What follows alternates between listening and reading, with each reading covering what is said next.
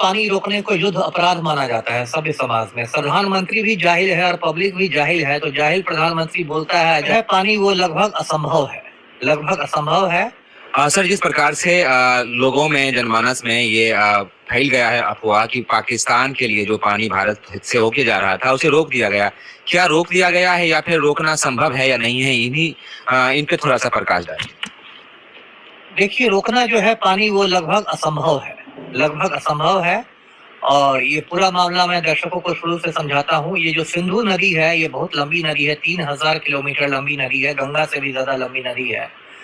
और ये चीन में निकलती है तिब्बत के पठार से, और फिर भारत होते हुए पाकिस्तान जाती है और कराची के पास अरब सागर में विलीन हो जाती है।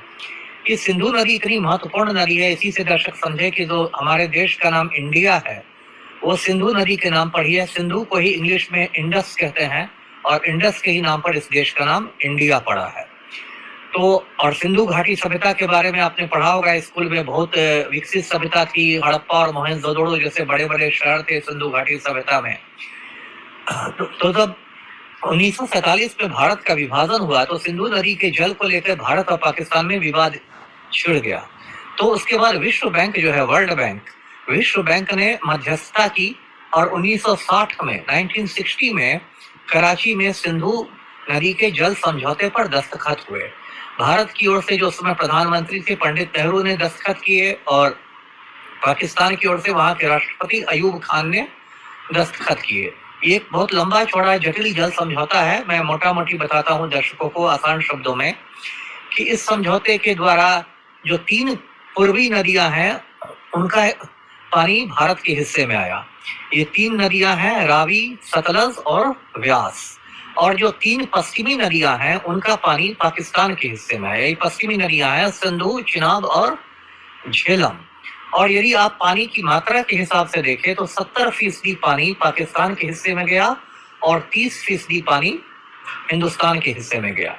उसका सिंधु नदी का जो जल बंटवारा हुआ उसको दुनिया में बहुत एक बेहतरीन जल बंटवारा के रूप में देखा जाता है। और दुनिया के किसी भी कोने में जब इस पर चर्चा होती है नदी जल बंटवारे पर, तो इस समझौते का हवाला दिया जाता है। और ये समझौता बहुत सफल भी रहा। देखिए, उसके बाद 2 युद्ध हुए भारत पाकिस्तान के बीच, 1965 का युद्ध, 1971 का युद्ध, फिर 1999 में कारगिल की छोटी मोटी लड़ाई हुई। इसके बावजूद ये समझौता बिल्कुल अबाध गति से चलता रहा और दोनों देशों को इसका फायदा हुआ। अभी ये सुर्खियों में इसलिए है क्योंकि पहलगाम में जो आतंकी हमला हुआ है कश्मीर में, उसके बाद नरेंद्र मोदी ने कहा कि ये समझौता निलंबित कर दिया गया। अब ये भी ध्यान देने की बात है, समझौता रद्द नहीं किया गया है, क्योंकि समझौते में ही प्रावधान है कि कोई भी देश, भारत या पाकिस्तान, इसको एक तरफा रद्द नहीं कर सकता है। बहुत लोग जो व्हाट्सएप यूनिवर्सिटी से अधकचरा ज्ञान लेते हैं वो अभी नाच रहे हैं कि रद्द हो गया, रद्द हो गया। तो समझौता रद्द नहीं हुआ है, समझौते को निलंबित किया गया है। और देखिए, पानी को रोकना इतना आसान नहीं है। मैं बता दूं, ये बहुत बड़ी नदी है, गंगा से भी बड़ी नदी है। ये कोई आपके रसोई घर की टोटी नहीं है नल की कि आप जाके बंद कर दीजिएगा पानी बंद हो जाएगा। इसको रोकने के लिए विशेषज्ञों का मानना है कि इस पर बड़े बड़े डैम बनाने पड़ेंगे, बांध बनाना पड़ेगा, जैसे भाखड़ा नांगल जैसा बड़ा बांध बनाना पड़ेगा, जिसमें करोड़ों अरबों का खर्च होगा और 20-25 साल निर्माण में लगेंगे।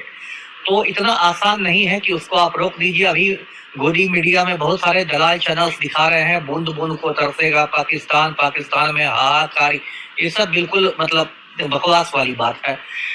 और दूसरी बात ये इसमें होता है, मैं खुद अंतर्राष्ट्रीय संबंधों का छात्र रहा हूँ, कि इस तरह से पानी रोकने को युद्ध अपराध माना जाता है सभ्य समाज में, सभ्य दुनिया में, क्योंकि आतंकी की सजा आप आम नागरिकों को नहीं दे सकते हैं, इसलिए ये युद्ध अपराध माना जाता है।